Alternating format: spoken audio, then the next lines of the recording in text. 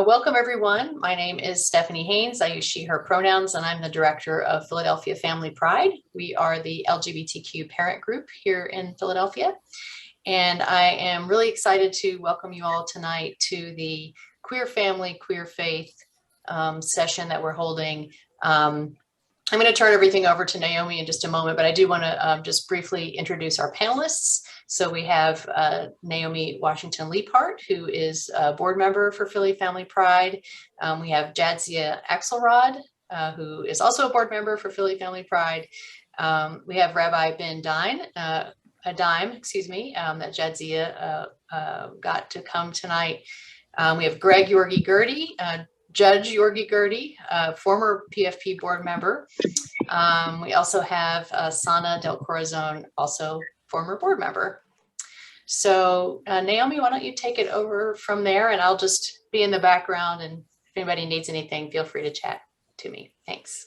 Okay, thank you, Stephanie, and thank you everybody for being here with us tonight. I'm hoping this can just be, an organic conversation between us about what it means to be part of a queer family and queering faith practice as a queer family. That's the idea behind this conversation. And, I probably don't have to tell you that, queering faith is sort of an urgent matter as far as I'm concerned, because faith, spirituality, religiosity have really been weaponized against us in particular. And so thinking about how not only we show up as families, but show up as people of faith, people trying to maintain a spiritual practice is really going to be important, I think, socially and politically. So thank you so much for joining us. And I've got some questions here for our panelists to explore, or for us really to explore together. I want anybody who's here to feel free to chime in.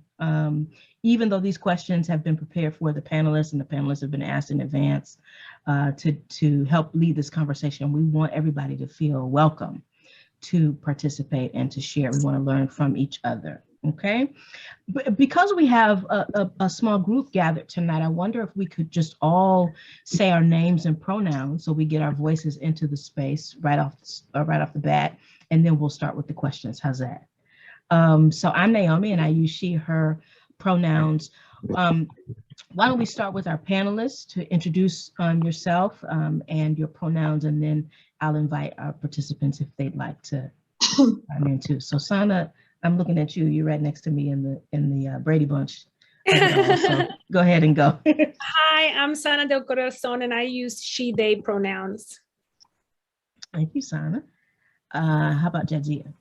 Hi, I'm Jadzia Axelrod, and I use she, her pronouns. Thank you.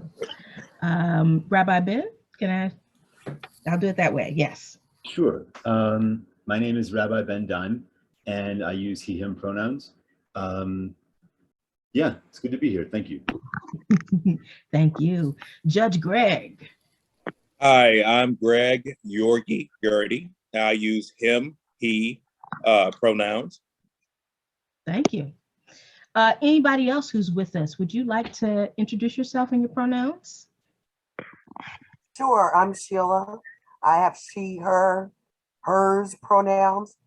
And I just want to say, Naomi, ever since I met you, when we were organizing the PFP conference last year, I have been excited about tonight's get together. I'm so excited. I'm so hyped, and I am ready to go. Thank you so much for putting this together, Stephanie, and the rest of the panel. I'm excited. Thank you. Thank you. Thank you. Can you guys hear me? We can, certainly. My name is Michaela. I am actually from Wisconsin. This is my first time ever joining a meeting. And I use she, her pronouns. Welcome, Michaela. Thank you. You're welcome. Hi, I'm Reverend Dr. Radora Stewart, she, her pronouns, and I'm excited to be here, Reverend Naomi. Thank you, Reverend Dr. Radora. Doctor, yes. Sorry, that's inside joke.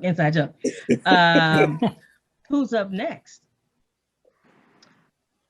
I'll go. Hi, Evan Smoke. I use he, him pronouns. Hey, Evan, good to have you.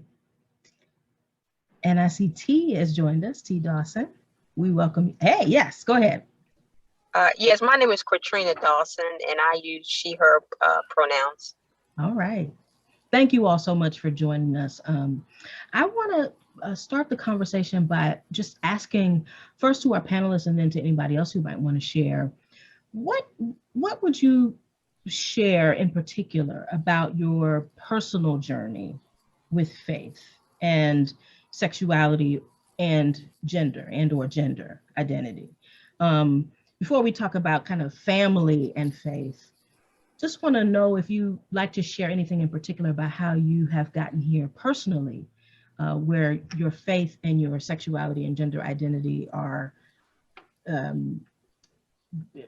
compatible and so in necessary commingling relationship with each other. How would you describe your journey? Jesse, I see you were unmuted, so I'm coming in. Oh no, my mistake.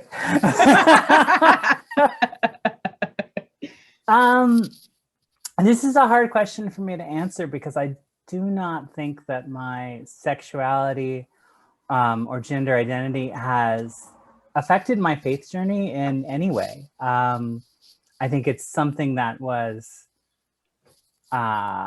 two very different paths that I've been walking along. I would say my family life has probably contributed more to the religious journey than my gender and sexuality, because during my formative years, I was not very religious. So I've kind of missed that whole am I rebelling within my faith kind of thing. Is this going to be accepted in my faith? Because I didn't really have one at that time. So it's not something where I think I have a lot to say on that topic. Other than I missed having to fight about it. You know, I actually want to add a little something on that.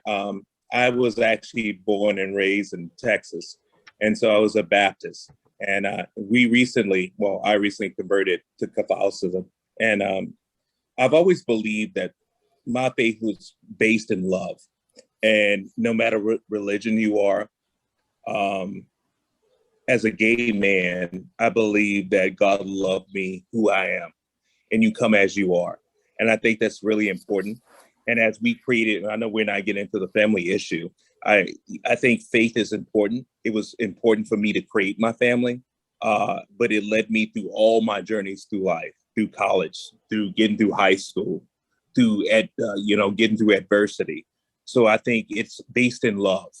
And no matter who you are, even if you're not of faith, I love you, and it is what it is. So it is the bedrock to me of my journey and my current future.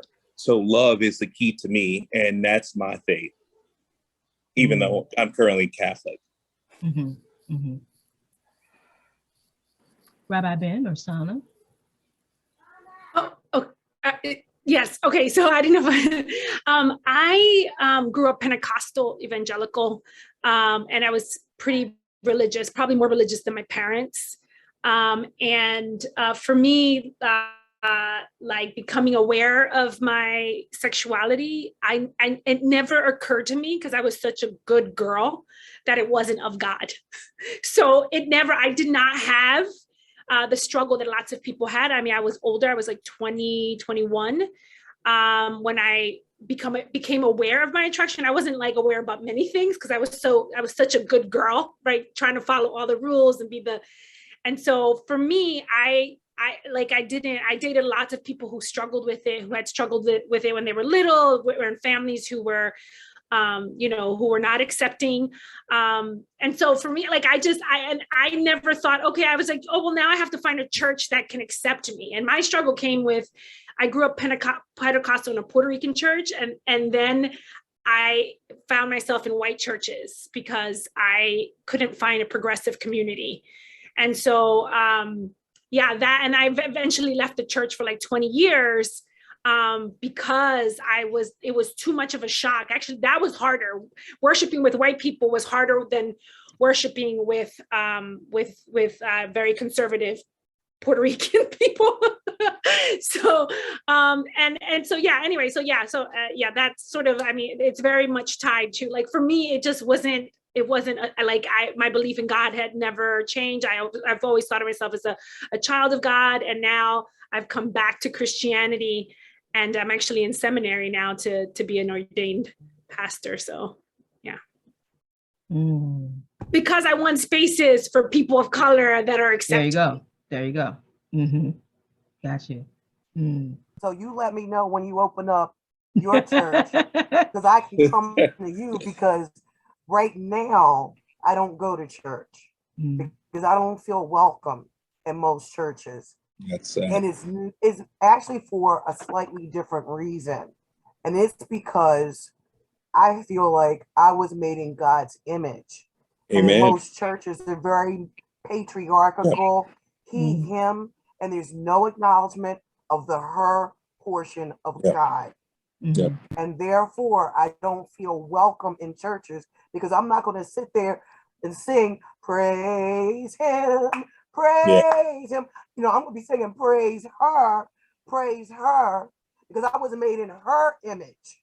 And that's what I read in the Bible. Yeah. I'm like you, Sana. I grew up in a Pentecostal church, speaking in tongues, dancing.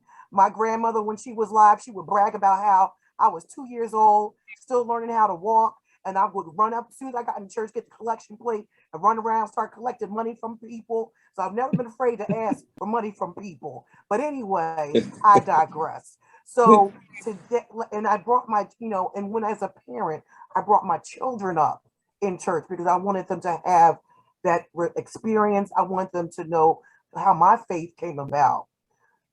But now, none of us go to church. And then when the kids talk to me and we're talking about God, I don't just say God, because you know how they say Latinx, and Latinx refers to both the male and the female. So I say Godex. And as far as I'm concerned, that includes me too now in this whole notion of faith and God and me walking and being in God's image. So that's where I am right now. No, I'm not going to church, because unless you're going to sit there and acknowledge the female part of God, which represents me since I was made as a creature of God, then I'm not interested, frankly. And that's why I'm here tonight, because I'm really hoping that talking to all of you, I do find a community that I can get active in again, because I really miss it. It was fundamental to me as I was growing up. Like I said, I grew up like Pentecostal and sweating in church because we all dancing and speaking in tongues. That's me. It's the core part of my identity that I no longer have that connection with. And it makes me so sad and emotional.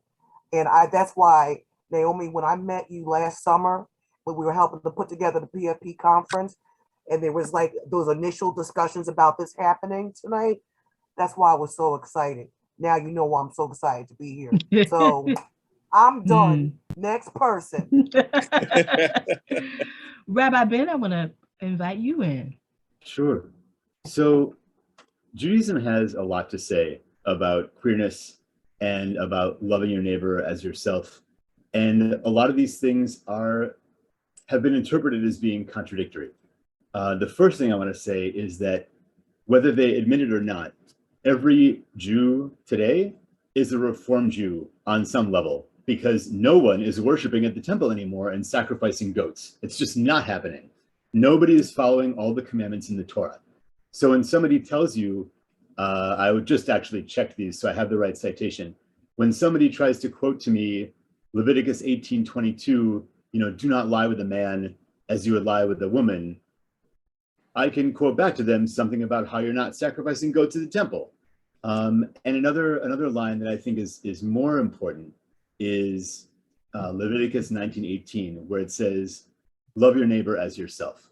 And that's really what I think is the most important thing, queer or not, is to find ways to treat everybody as equal, as created in God's image. Like you said, Emerson, can I call you Emerson?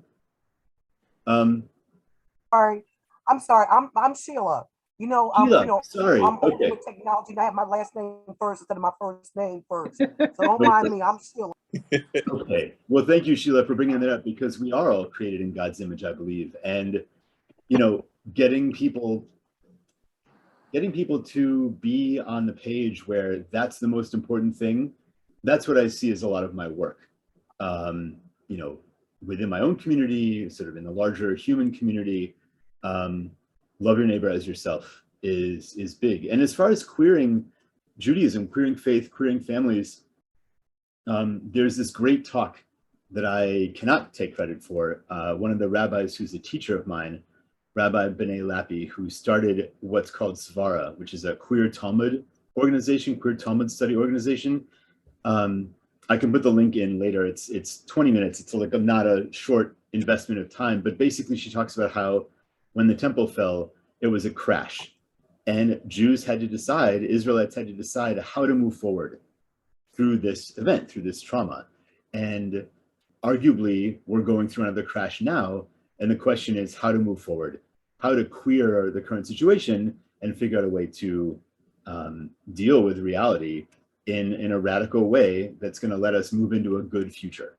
So that's where I'm at. I'm happy to talk more about it, but I don't want to go on and on. Thank you all. I mean, I've been sort of writing down these nuggets of wisdom, and I'll share them. I'll repeat them back to you in a second. I'll just add that my own journey was one that,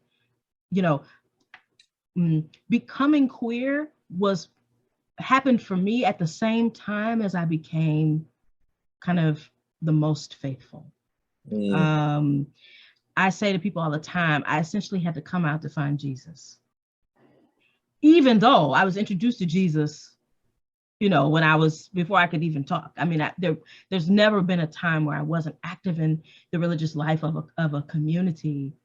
But I didn't really, I was wearing the costume of faith, right? I inherited the faith of my family, which, I love my grandmother who introduced me to Jesus. And it was not my own until I could queer it. And so for me, there would be no faith, there would be no like professional religious person, Reverend Naomi, if I had not also come to know my own self. So for me, those were two parallel experiences. I heard you all say something about the imposition of religious identity. I mean, you didn't use these words, but the idea that, we live in a country that is very religious, but not completely, right? And so there's, on the one hand, the imposition of a religious identity coming from the outside, right? That you gotta believe in God, so that's one level of, I want to say religious oppression. I heard us talking about claiming an individual spirituality, even when we couldn't find a collective place to be spiritual with other folks. So people, you all talking about not being able to find a home congregation, but clearly knowing yourself to be a person of faith or a person concerned about matters of spirit.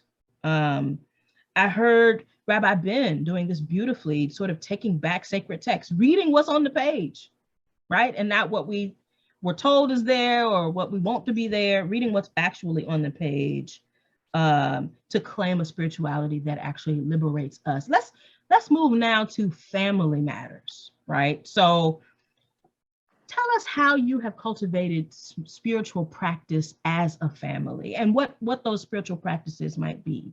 How have you approached this as a family? Anybody? Well, I'll go first because I have to leave soon. And my family was created. We adopted our kids. And of course, I'm in an interracial white family. And our journey to create our family came through faith because we endured a lot of homophobia in creating our family. And so we were left with no opportunity but faith to hold on to see if we would eventually get a kid. And my husband and I, one of the things I remember him saying is, how do you know we're going to get our daughter, who now is Bella? And I said, you have to have faith. I know she's coming. In fact, I remember going to buy $70 paint to paint her dresser. And he said, why are you doing that? I said, because our daughter's coming. He said, how do you know that? I said, because I have faith. And I reintroduced him to faith because of that. Next week, Bella came to our home. We raised our family, giving them faith, and we put them into churches, in a church home where our priest said, you know, God's light shines brightest through those with cracks. And I knew that was our church home because I wanted to be in a church that accept people that had faults. And that's important to me.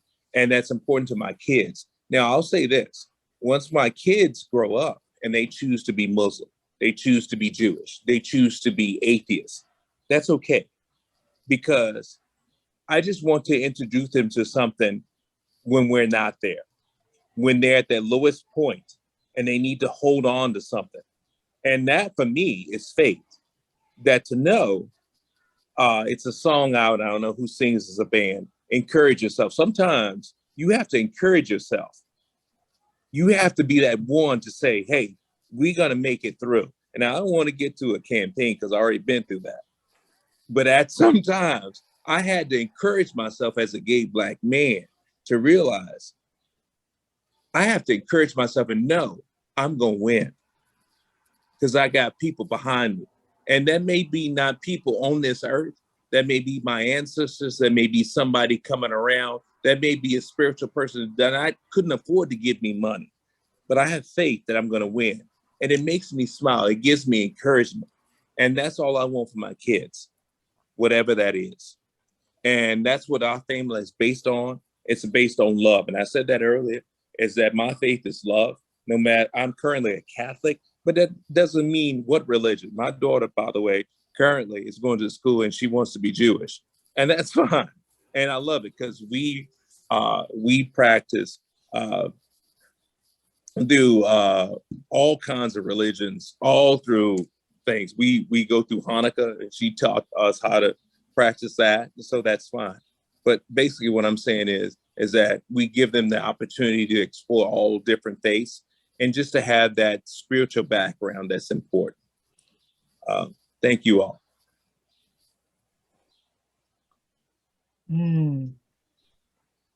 What other spiritual practices are we cultivating as families?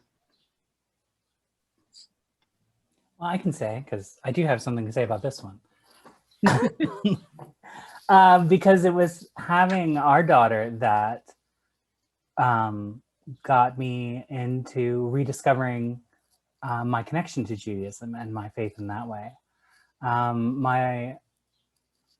had not really, my father was, and my parents were not very religious people.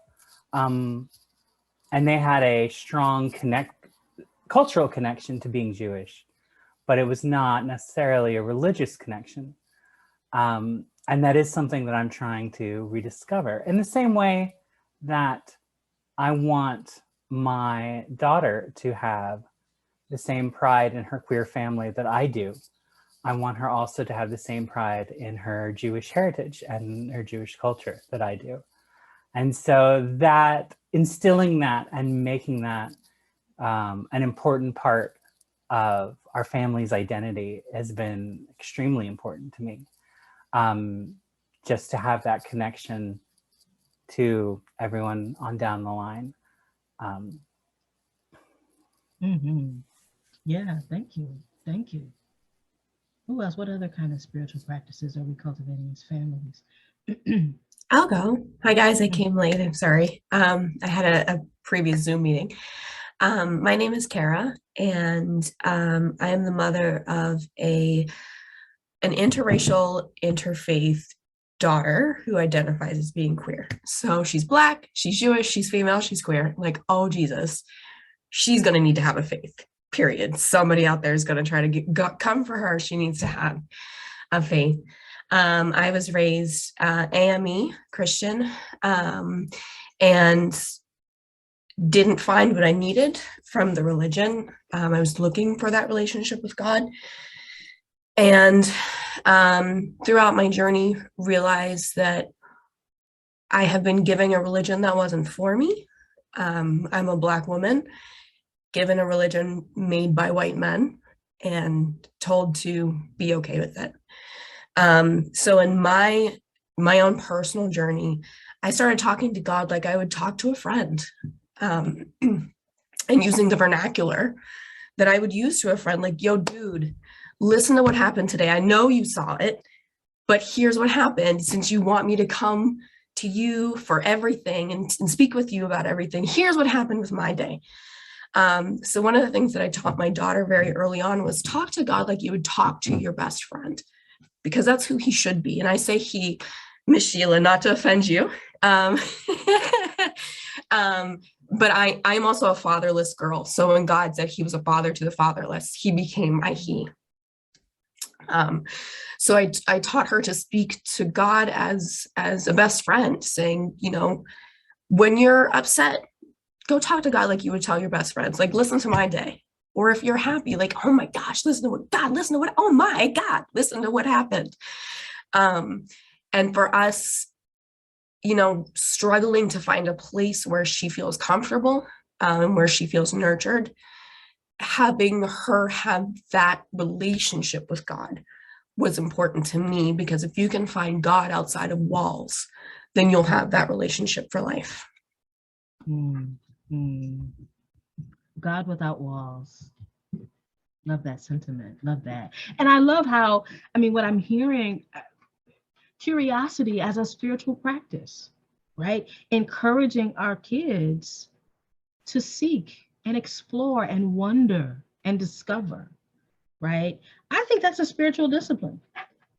I grew up in a faith community where exploration was reserved for the professionals or the ordained ones, the credentialed ones. We weren't allowed to be curious and you know, seek. We were just supposed to digest the answers we were given. And so the idea that we would queer faith practice by teaching our children to be curious as a way to find themselves and find what is transcendent is really, really cool. And then I heard you all say that in some ways, queer life is characterized by faith. I heard Greg say that, right? It may not be called faith or legitimized in the eyes of like religious people, but if you want to live as a queer person in this world currently,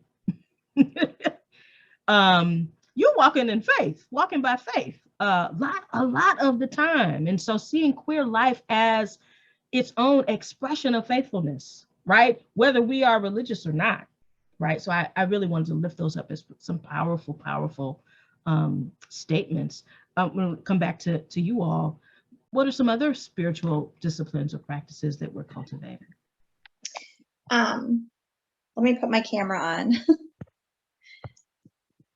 Hi, hey. My name is Michaela, and I have a similar story. I have a son who recently came out as queer, and I live in a very conservative state where finding acceptance and finding a church that will accept and love him is really hard. And I literally just like was looking online today, and you guys, I saw this Zoom meeting and it popped up, and I was like, oh my gosh, like I almost cried. I was like, I need to go to this. And I did, because, you know, he struggles so much because he worries all the time about, because I grew up Christian, non-denominational. I love him no matter what. Like, I don't care. Like, you know, come as you are. You know, I'm so happy for him that, you know, he recently was able to just come out, and he says, be unapologetically queer. And I just think that's amazing. And he is Hispanic. And we've actually been at the Ronald McDonald House for about 5 months because, you know, he has been sick. But I just I think it's so cool that you guys have this. And this is all new for me. It's a new journey, but just seeing this, like, it gets me so emotional to know, like, there's other people that get it and that understand, and that there's a community and he's not alone, because he feels so alone right now. Yeah, it's just really uplifting. Wow, thank you for sharing that. Yeah, Rabbi Ben? So there's a queer synagogue in New York City that I did an internship at called the Congregation Beit Simchat Torah, CBST for short. And I don't know if your son would be interested or not, but just services are open on Zoom. You could pop in and see if you're interested, not to try and convert him to anything, just to have a space where there's a queer organization that has queer sermons and queer everything. It's out there. And that might be something that might help him feel more accepted and less alone. I mean, the synagogue was built for that, to help queer people find a home. So it's an amazing place. Oh, that's so good. Yeah, and I want to make sure there's time for us to swap resources at the end of this conversation. You know, who do you know? Who do I know? What websites, what resources are available for us? So we'll make sure that we leave time to do that. Reverend Dr. Raydor, I see you've got your hand up. Thank you. Good evening, everyone. I am, to the mother that just spoke, my son just recently came out as a trans woman, and that has been a crash course, a learning curve that I didn't expect, or I just had no consciousness of. And it's the funniest thing because both of her parents are pastors, and it was raised in the church. And the experience that we had was very different when he would go to worship or be with his dad's family, and when he would come with me. And just kind of the way, and I think the attraction to my way of being was seating her femininity in a way, because she is 6'6.5", drop dead gorgeous doll, you know, and high femme as I am. So but I didn't expect it. I just, you know, but wasn't even in denial, just like I saw these other places where she excelled and lived in her body as she was. And so she was just here for my graduation and Mother's Day. And I was tickled that she knew every song when we went to church without the hymnal, like that old school of being my tag along, my armor bearer, you know, how much had actually stuck when she has not donned a church, unless she's come to visit me and has gone to church since she was in high school. And I don't press church membership. I actually press a faithfulness and a God intimacy, and, you know, and Jesus love more than I do, you know, church or denominational membership. And so, but it was just so funny. And the congregation that we're in, which is also online queer affirming, as a matter of fact, I was worship leader on Sunday, and our worship leader is a trans woman. So that's definitely an affirming space, a mixed congregation. And so I was just, it's that sense of, for the mother who's, I mean, the judge has now left, but said he wanted to give his children faith because they would need it in this world. And to know that Jay still has that something within that calls on the name of the Lord. You know, people will always tease me because I never reached for the hymnals. And I was like, well, I was raised Baptist. We know every line in every hymn. Are you kidding me? It's like, you don't know it, you know. Every verse. Yes. Every line, every verse. And the ones that are made up. You know, and so So that both pleased me and gave me an ease, because the threat that we lived under in Los Angeles when I raised Jay as a boy was the threat from the police department, LAPD. And now as a trans woman, the threat, and which I pray against, is being a trans man, being a trans woman, that Black men are her primary enemies. And that just, blows my mind and breaks my heart, significantly. And so Jay still looks to me to pray for her, and just and honors my life and call in ministry. And she actually moderated my doctoral presentation. We had to all present virtually, and Jay, moderated and gave me this beautiful benediction to that evening. So all of that is nothing that I said you must do, but something that was lived. And then being able to go to my congregation in just as her whole self. And, and she was worried, Mom, should I wear turtleneck and long sleeves because she's heavily tatted? And I was like, no. First of all, I'm saved, but just since last night. You seen that little meme that says, when it comes to my child, I'll smile in my mugshot. I said, I'm not going to be any place where my child or anybody's child is in a way of harm.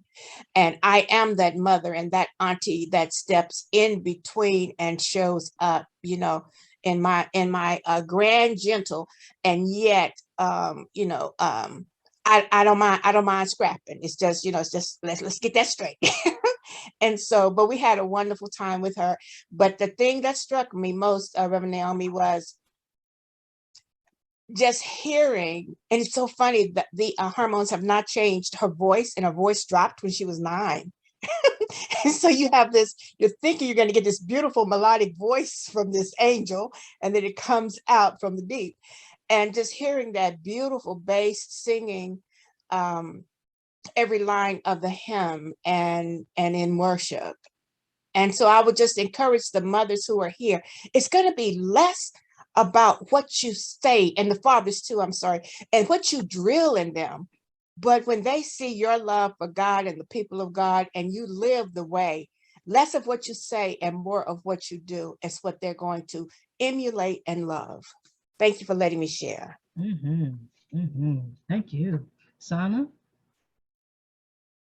So when you say spiritual practices, I want to be specific. I'm a spiritual director too. My kid is young. So my kid has just turned 8.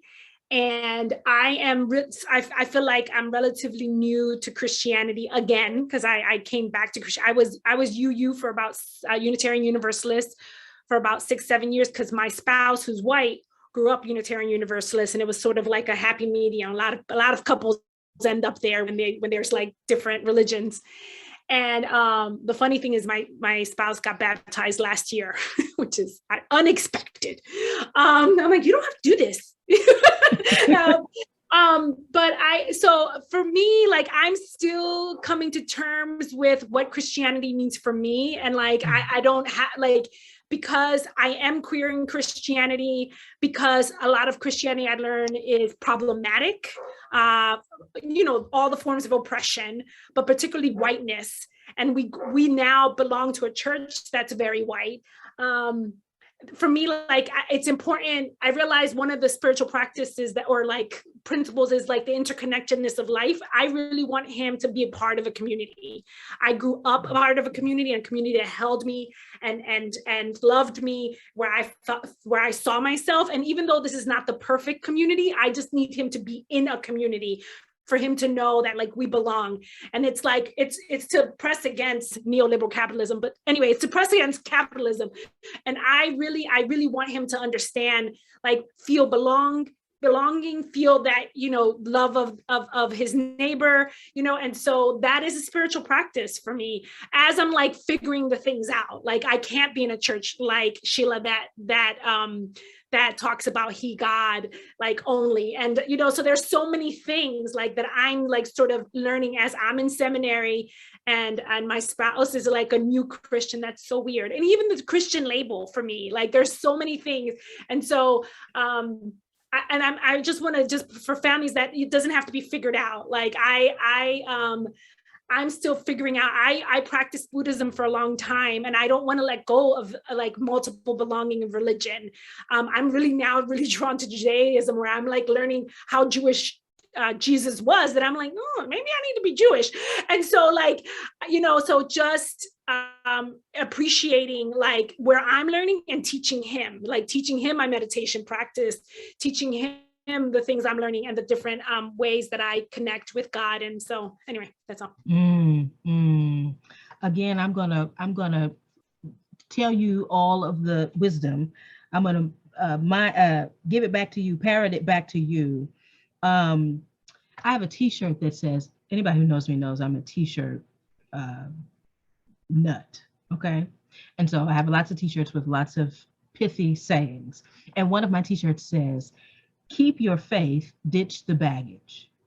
And while somebody was talking, I wrote that down because it reminded me of, again, this practice of queering faith, queering spirituality is, what our ancestors would say, chew the meat and spit out the bones, right? That we are claiming from these traditions that which nurtures us, that which is practically helpful, right? I heard somebody say, I think it was Greg who said, you don't need this. So figuring out what is practically useful, right? As we navigate life as queer families, as queer people, queer trans people, and spitting out the bones, right? Ditching all of the baggage that weighs down religious practice, right? So I heard that's to me is a spiritual discipline. It's a spiritual practice. And the more we do it, the better we get at it, right? I heard the idea that this is an ever evolving journey, right? Reverend Dr. Raydora tells us the story of, her child's evolution, right? Reintroducing herself to the world.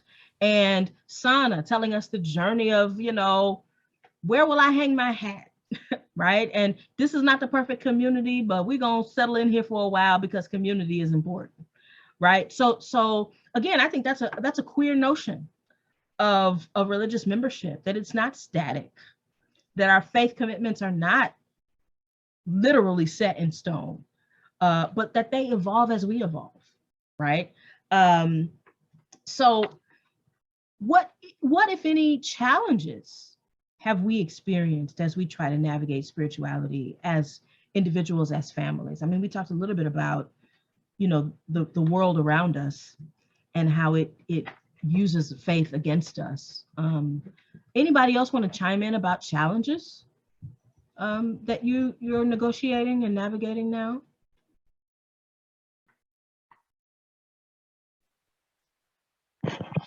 Yeah, I can chime in on that one for sure. I feel like I've lost my faith a little bit because the last few years actually have just been really hard on me.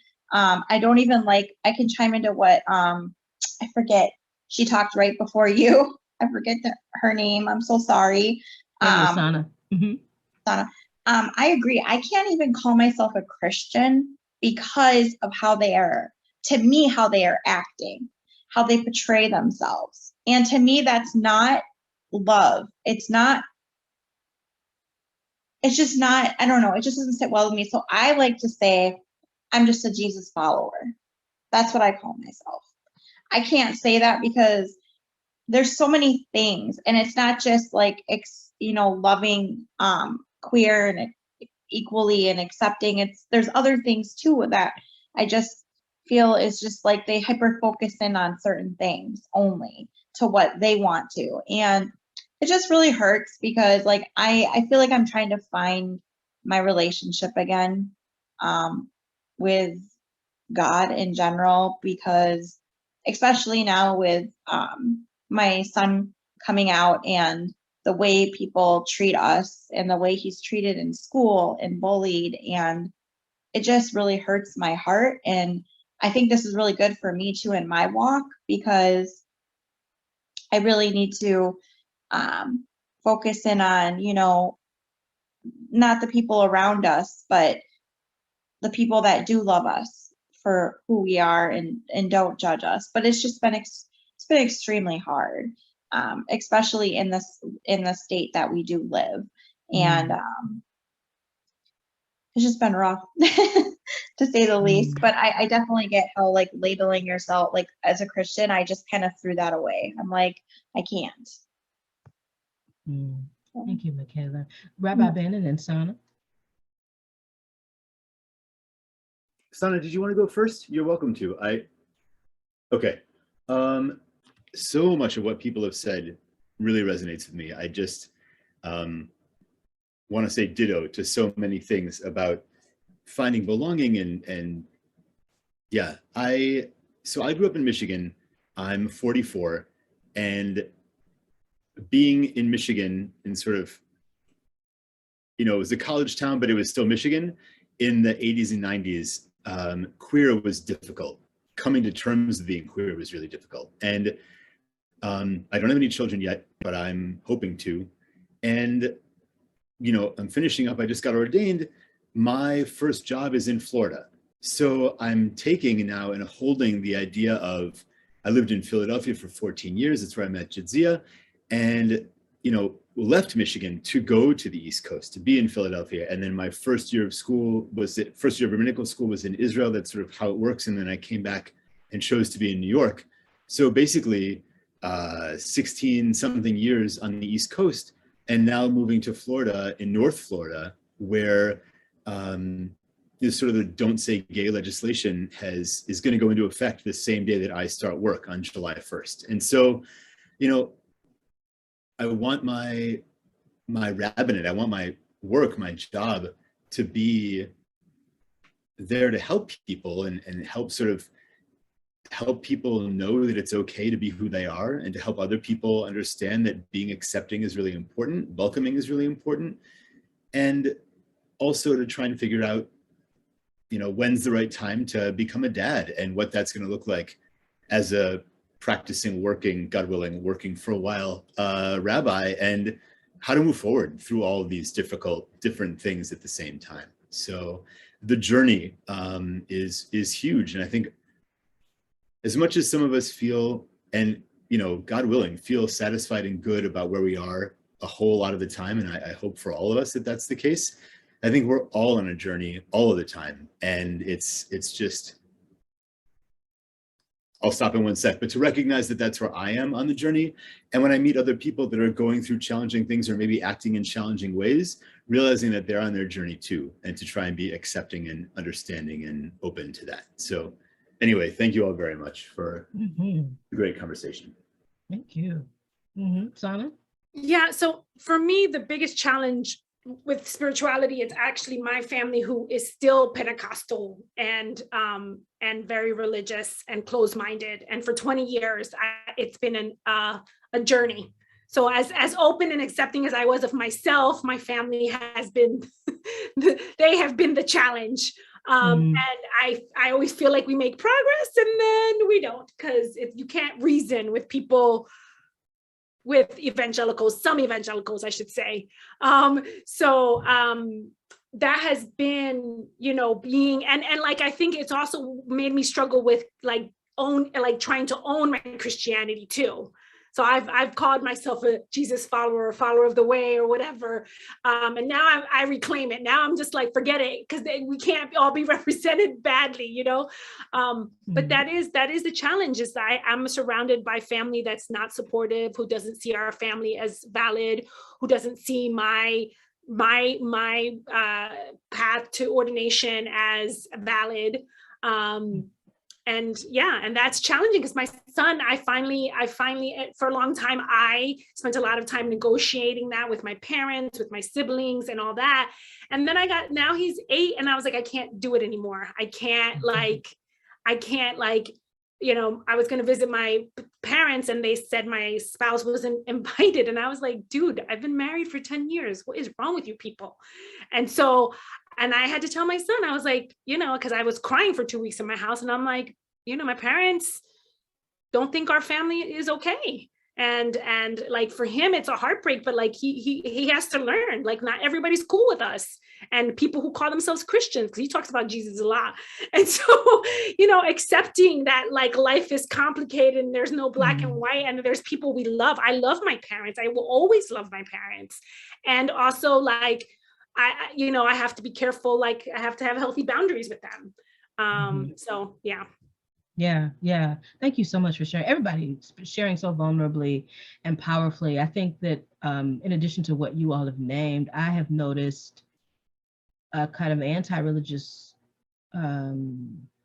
sentiment often in queer space, right? And I'm not suggesting that there isn't a valid reason to be, you know, indifferent or even hostile towards religious communities, given the trauma that many of us are going to be carrying for the rest of our lives, even as we evolve and get liberated and all of this. And it can feel isolating to be a person like me who's kind of signing up for this in the long term, this kind of religious life in the long term, and not really find refuge for that in queer community, right? When we know so much about what it means to be left out in the cold and to not have a place of refuge. So it's religious hostility within queer space sometimes, and then anti-LGBTQ attitudes and actions in religious spaces, right? And so that's really hard to navigate.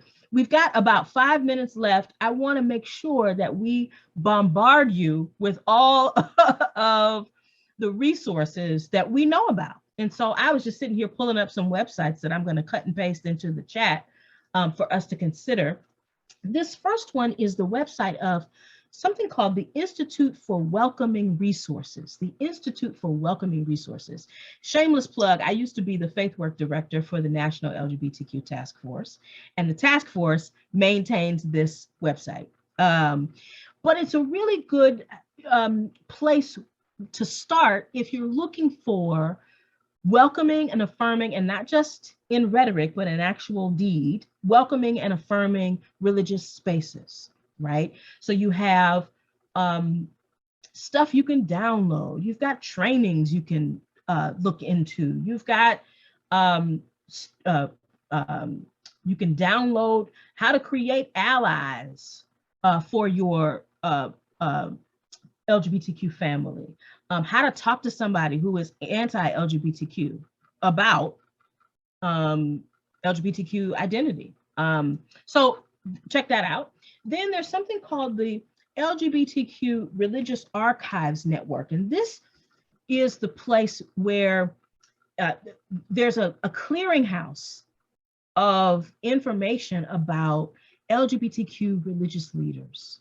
This was a gift to me when I was trying to figure out, okay, so who in the world is going to hire me to do anything as an out Black Christian minister, right? I could see that I'm part of a lineage of folk who have had the courage before, you know, it was allowed really to stand firmly on their faith and on their gender identity and sexuality.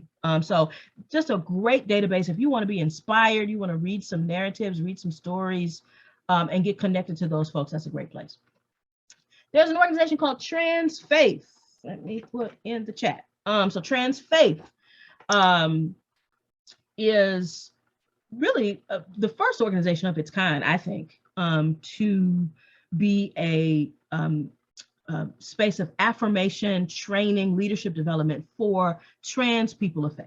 And so you can go there, check out some resources to download, connect with the faith leaders who run Trans Faith, one of whom is local. So you can connect. Just a couple more.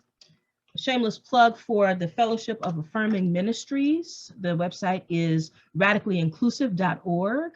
And so this is kind of, it's not a denomination, but it's more like a fellowship of multi-faith. Well, is that really a true statement? I don't know that it's multi-faith. It aspires to be multi-faith. It's predominantly Christian. Folk who are interested in a theology of radical inclusivity. And so you can read all about TFAM on that website. Here is a Black organization called Pride in the Pews. Pride in the Pews. So they have a dual mission of trying to challenge and encourage historically Black congregations and denominations to be affirming and radical in their welcome of LGBTQ folks. And they want to be a radical space of refuge for Black LGBTQ people of faith, right? So Pride in the Pews, I'm on the advisory board of Pride in the Pews. So if you want to get connected, all of these organizations I'm connected to. So if you want to get connected, I'm going to put my email address in the chat so you can connect to them. And then let's shout out to any local faith communities. I know several of us are involved in some local faith communities that are radically inclusive. If we could put their websites into the chat. And yeah, Rabbi Ben, if you can link to that TED Talk in the chat so we can hear from them. I know the Living Water United Church of Christ is here in Philadelphia. It's a predominantly Black faith community that is radically inclusive. Yes, absolutely. Tabernacle United Church in Philadelphia is here. Covenant DC, yes, in Washington, DC. I drove all the way. I did not think it was possible that there was a historically Black Baptist church that was radically inclusive. I didn't believe it. People told me, Reverend Redora, and I didn't believe it. And I drove from Philadelphia to DC to see about this mystery.